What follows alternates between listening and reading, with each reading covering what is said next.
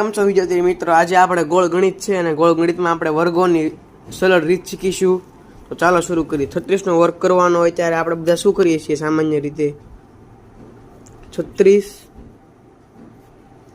એને ગુણ્યા 36. તો 6 તેરી 18, 1 3 તેરી 9 ને 1 10, 6 36નો છગડો વધી પડી 3, 6 તેરી 18, 19 20 ને 21. તો સામાન્ય રીતે આપણે બધા આ રીતે વર્ક કરતા હોઈએ છીએ, પણ આ રીત નથી. તો ચાલો આપણે વર્ગની અસલી રીત શીખીએ. ધારો કે આ બે સંખ્યા છે તો તેની માટે બે ખાના, આ છેલ્લા ખાના નીચે એક ચોરસ. હવે આ 3, 3નો વર્ગ 9 અને પછી 6નો વર્ગ 36. હવે 3, 6 તેરી 18, 18 દુ 36. હવે તમે આનો સરવાળો કરો.